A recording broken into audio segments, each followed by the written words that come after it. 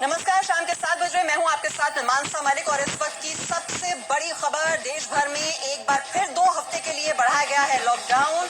17 मई तक ये लॉकडाउन बढ़ाया गया है।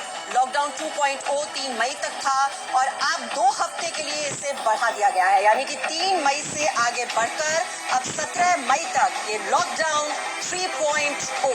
आपको बता दें पूरे देश को 3 जोन में बांटा गया है, ग्रीन जोन, ऑरेंज जोन और रेड जोन। रेड जोन में किसी तरह की कोई राहत नहीं दी जाएगी और ऑरेंज और ग्रीन जोन में राहत दी जाएगी। अब ये कितनी रिलैक्सेशन दी जाएगी ये हम तफसील से समझते हैं। हमारे साथ राहुल सिन्हा इस वक्त न्यूज रूम से जुड़े हुए हैं। बहुत बड़ी खबर इस वक्त की, लॉकडाउन 2 हफ्ते के लिए बढ़ाया गया है। राहुल, अब ये बताइए हमारे दर्शकों को, ऑरेंज जोन में और ग्रीन जोन में कौन कौन सी गतिविधियां हैं, क्या क्या रिलैक्सेशन, क्या राहत दी गई है? देखिए, सबसे महत्वपूर्ण बात जो निकल कर आ रही है वो ग्रीन जोन में रहने वाले लोगों के लिए, यानी वहां जहां की अब कोई किसी तरीके का कोरोना का कहीं कोई केस नहीं है पिछले कई दिनों से, उस जोन को ग्रीन जोन में रखा गया है। ग्रीन जोन के जो जिले आएंगे उनकी लिस्ट सबसे थोड़ी देर में होम मिनिस्ट्री की तरफ से सामने आएगी। सबसे महत्वपूर्ण बात यह है कि वहां पर सभी तरीके की जो गतिविधियां हैं उनको एक तरीके से इजाजत दे दी गई है, लेकिन कुछ खास गतिविधियों को छोड़ करके, जैसे कि ट्रेन है, बस है, मेट्रो है, रेलवे है, इस तरीके की सर्विसेज नहीं होंगी, लेकिन बाकी और सारी एक्टिविटीज चालू रहेंगी। इसके अलावा महत्वपूर्ण बात यह है कि रेड जोन के लिए राहत भरी बात इसमें यह है कि कॉमर्शियल एक्टिविटीज जो हैं उन एक्टिविटीज को छूट मिली है। खासतौर से कुछ सेक्टर्स हैं जिनको कहा गया है कि वहां पर लिमिटेड संख्या के साथ काम किया जा सकता है, वहां कहीं किसी तरीके की कोई परेशानी नहीं होगी, लेकिन रिस्ट्रिक्शंस खासतौर से शॉपिंग मॉल्स पर है, सैलून पर है, स्पा पर है। और ये ऑरेंज जोन के लिए भी यही स्थिति बताई गई है। ऑरेंज जोन में सिर्फ एक महत्वपूर्ण बात यह है कि वहां पर बस सेवा जरूर शुरू की जा रही है 50% लोगों के साथ में, यानी एक बस में 50% लोग ही सवारी कर सकते हैं। इस तरीके की छूट के साथ में फिलहाल नई गाइडलाइंस सामने आ रही है। जी राहुल, और ऑटो और टैक्सी को लेकर अलग अलग जोन्स में क्या सिचुएशन रहेगी? देखिए, रेड जोन में अभी वही स्थिति है जो कि पहले की तरह रहेगी, यानी वहां कहीं कोई छूट नहीं दी जाएगी। यहाँ पर पास लेकर के जो सफर कर रहे थे उसमें एक 2 व्हीलर पे 2 लोग और 4 व्हीलर पर भी 2 ही लोग सफर कर सकते हैं, यानी एक ड्राइवर और एक उनके साथ। इसके अलावा और किसी को इस तरीके की छूट नहीं दी गई है। ऑरेंज जोन में भी यही स्थिति रहेगी, लेकिन ग्रीन जोन को लेकर के ये स्थिति नहीं बताई गई है। इसका मतलब कि जो पुरानी व्यवस्था थी लॉकडाउन से पहले की, वही व्यवस्था अब ग्रीन जोन में देखने को मिलेगी।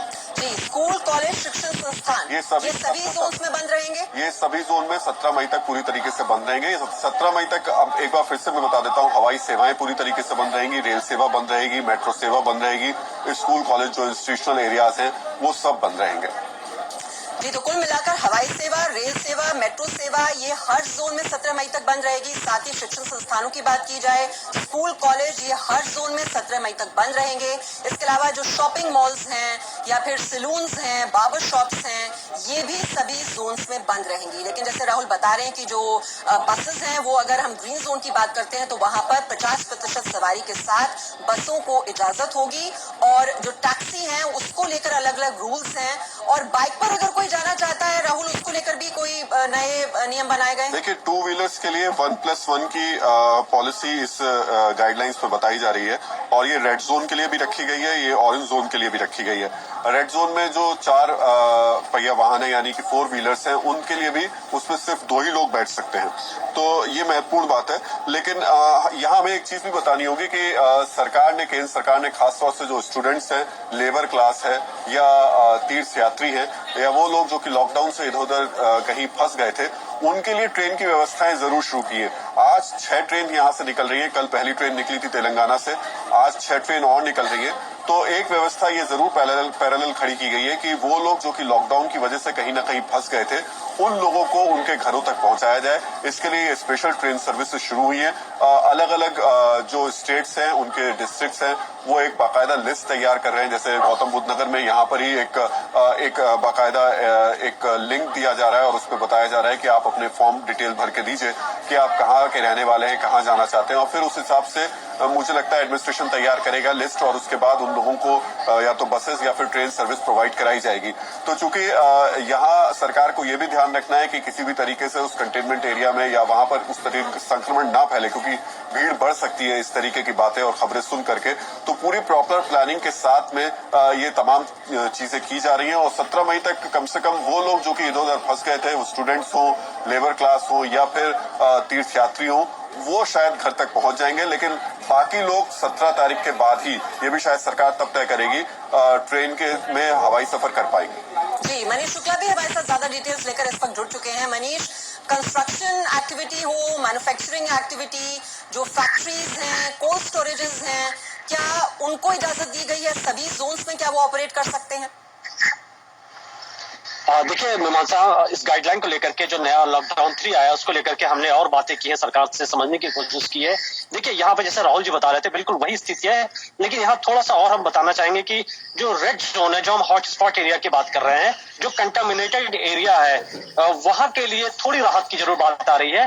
ये बात सामने आ रही है कि वहां पर छोटे मोटे जो सर्विसेज हैं वो हो सकते हैं, मतलब बाइकर्स एक पवेलियन का इस्तेमाल हो सकता है। 33% स्टाफ को लेकर के, लिमिटेड स्टाफ को लेकर के वहां पर कोई भी अपना काम भी कर सकता है। और जो फार्मा से जुड़े लोग हैं, जो डॉक्टर्स हैं या एसेंशियल सर्विस के लोग हैं, उन हॉटस्पॉट जी मनीष, हम जा सकेंगे। आ रही है, आपकी आवाज अलाउ नहीं किया गया था। जी जी, अपनी बात पूरी कर सकते हैं, अब आ रही है आपकी आवाज। जो ग्रीन जोन के एरिया है, जी बिल्कुल, जो ग्रीन जोन के एरिया है जिसके राहुल जी भी लेकर के बात कर रहे हैं, ग्रीन जोन एरिया में बसें चल सकेंगी। जो भी हम देख रहे हैं कि अब तक जो एक्टिविटीज काफी हद तक कम की गई थी, मसलन दुकानें खुल सकेंगी, लेकिन स्कूल खोलने की इजाजत अभी भी नहीं है, कंस्ट्रक्शन करने की इजाजत नहीं दी गई है। एक बात ध्यान देने की जरूरत है कि 7 बजे सुबह से लेकर के 7 बजे शाम के बीच में सिर्फ जो जरूरत जिनकी जो गाइडलाइन में जो एसेंशियल चीजें हैं उन्हीं से जुड़े लोग सड़कों पर निकल सकेंगे। लेकिन इस दरमियान नॉन एसेंशियल जो चीजें हैं उससे जुड़े लोग बाहर नहीं निकल सकेंगे। लेकिन एक यहाँ पर एक गैप रखा गया है कि शाम के 7 बजे के बाद से लेकर के सुबह 7 बजे के बीच में हो सकता है कि बाकी जो और एक्टिविटीज है, मसलन गाड़ियां, जो ट्रक्स हैं, जो जरूरी सामान को लेकर के आवाजाही करती हैं, उनको यहाँ पर इजाजत दी जा रही है। जो सबसे इंपॉर्टेंट बात है इस गाइडलाइन में, अगर आप देखें जो लॉकडाउन 3 का जो ऑर्डर आया है, उसमें एक बात और कही जा रही है कि जो बसेस हैं 50% इस सवारी को लेकर के, पैसेंजर्स को लेकर के ग्रीन जोन एरिया में बसें चल सकती है। वहां पर तमाम और तरीके की छूट दी गई है। ये भी कहा गया है कि गवर्नमेंट एम्प्लॉइज हैं, जो ऑफिस जाने वाले लोग हैं, उन सबको छूट दी जा रही है। लेकिन बाकी अभी जिस तरीके से लॉकडाउन 1 और लॉकडाउन 2 में हमने देखा था कि तमाम तरीके के रूल बने थे कि जो इसेंशियल और नॉन इसेंशियल आइटम की लिस्ट बनाई गई थी, तो अभी भी नॉन इसेंशियल चीजों से जुड़े जो लोग हैं या ऐसे आइटम्स हैं, उनकी आवाजाही पर अभी भी रोक लगी हुई है। जी, राहुल हमारे साथ हैं। तो इस वक्त की सबसे बड़ी खबर कि लॉकडाउन को बढ़ाया गया है, 2 हफ्ते के लिए बढ़ाया गया है। पहले 3 मई तक लॉकडाउन था 2.0 और अब लॉकडाउन 3.0 बढ़ाकर अब 17 मई तक कर दिया गया है। देश को 3 जोन्स में बांटा गया है, ग्रीन, ऑरेंज और रेड जोन। और इन जोन्स में किन किन चीजों को इजाजत दी जाएगी, क्या राहत दी जाएगी? राहुल, एक बार फिर सिलसिलेवार तरीके से दर्शकों को समझाइए, किन एक्टिविटीज को छूट दी गई है, किन पर अभी भी रोक जारी रहेगी? देखिए, सबसे महत्वपूर्ण बात ग्रीन जोन